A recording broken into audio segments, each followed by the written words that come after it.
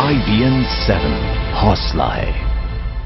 प्रधानमंत्री नरेंद्र मोदी 10 दिन की विदेश यात्रा पर और इस वक्त वो म्यांमार में हैं और आज उन्होंने आसियान देशों की बैठक में हिस्सा लिया। इसके अलावा भी वो कई देशों के राष्ट्राध्यक्षों से मिले। पीएम ने म्यांमार में लोकतांत्रिक अधिकारों की समर्थक आंग सान सू ची से भी मुलाकात की, तो वहीं उन्होंने भेंट अमेरिकी राष्ट्रपति बराक ओबामा से भी हुई। यही नहीं, पीएम ने आसियान सम्मेलन में पहली बार इंस्टाग्राम पर अपनी पिक्चर पोस्ट कर सबको हैरान कर दिया।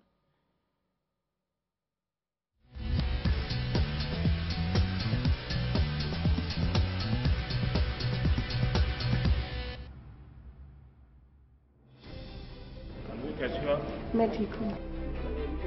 प्रधानमंत्री नरेंद्र मोदी बेहद व्यस्त हैं।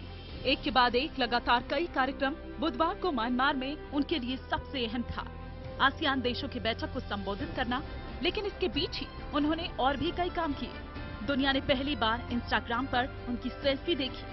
उन्होंने ट्वीट कर बताया, मैं अब इंस्टाग्राम पर भी आ गया हूँ, देखिए मेरी पहली फोटो। तो वाइब्रेंट प्रधानमंत्री नरेंद्र मोदी आसियान सम्मेलन में पहुंचे। कई देशों के राष्ट्राध्यक्षों के सामने उन्होंने भारत की तरफ से शुक्रिया और आभार व्यक्त किया। उन्होंने म्यांमार को भारत का महान पड़ोसी बताया और ये सब कुछ उन्होंने हिंदी में ही कहा। म्यांमार भारत का एक महान पड़ोसी है, जिसके साथ हमारे संबंध सांस्कृतिक हैं, ऐतिहासिक हैं।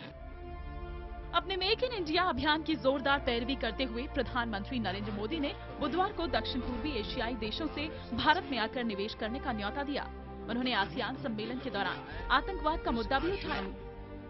इस कंसेप्ट को भी हम बहुत ही गंभीरता से लेते हैं। बहरहाल प्रधानमंत्री नरेंद्र मोदी की मुलाकातों का सिलसिला लंबा था। सुबह से ही इनकी बैठकों का दौर शुरू हुआ। उन्होंने मलेशिया के प्रधानमंत्री राजी मोहम्मद नजीब, थाईलैंड के प्रधानमंत्री प्रायुत चान, सिंगापुर के प्रधानमंत्री ली सिएन लूंग, ब्रुनाई के सुल्तान और दक्षिण कोरिया के राष्ट्रपति से भी मुलाकात की। यही नहीं, उन्होंने म्यांमार की लोकतंत्र समर्थक नेता और नोबेल शांति पुरस्कार विजेता आंग सान सू ची से भी मुलाकात की। प्रधानमंत्री ने सू ची को लोकतंत्र का प्रतीक बताया। As regards the meeting with Daw Aung San Suu Kyi, Prime Minister referred to her as a symbol of democracy. उम्मीद जताई जा रही है कि प्रधानमंत्री नरेंद्र मोदी की ये यात्रा कई देशों से संबंधों को नई ऊंचाई पर ले जाने में कामयाब होगी। अपनी 10 दिवसीय यात्रा में प्रधानमंत्री मोदी 40 से भी ज्यादा नेताओं से मुलाकात करेंगे। गुरुवार को ही वो म्यांमार में चीन के प्रधानमंत्री से पहली बार मुलाकात करेंगे। इसके बाद वो ऑस्ट्रेलिया जाएंगे और वहां से फिर वो फिजी की यात्रा भी करेंगे।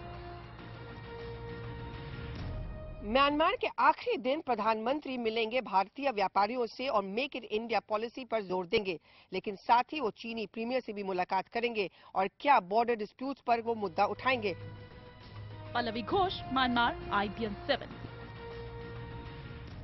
और म्यांमार में मौजूद है हमारी सहयोगी पल्लवी घोष, जो हमें पल पल की खबरें दे रही हैं। पल्लवी, आज दौरे के पहले दिन प्रधानमंत्री की मुलाकातें तो कई हुई, लेकिन उनका जोर किन किन मुद्दों पर रहा? क्या कुछ अहम संदेश निकल कर आए इन बैठकों से?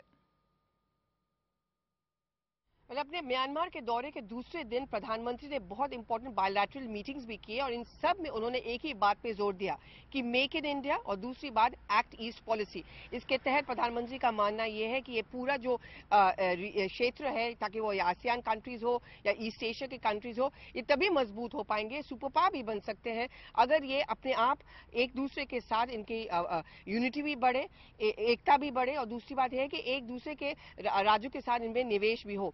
प्रधानमंत्री का मकसद दो है। एक तो वो चाहते हैं कि जो चीन का जो दबदबा है इन सब क्षेत्रों में वो थोड़ा सा कम हो और भारत को वो मौका मिले एक तरह से इकोनॉमिक पावर बनने का। और दूसरी बात यह है, प्रधानमंत्री भारत में भी ये संदेश देना चाहते हैं कि ये सरकार यूपीए सरकार से अलग है, यहाँ पे लोग निवेश करना चाहते हैं और यहाँ पे एक तरह से सिंगल विंडो क्लियरेंस है। लोग चाहते हैं कि वो इंडिया में आए, भारत में आए और निवेश करें और कॉर्पोरेट सेक्टर के लिए इस समय उनके प्रधानमंत्री पद के समय और कोई और अच्छा मौका नहीं मिलेगा। तो ये सबसे अहम संदेश गया।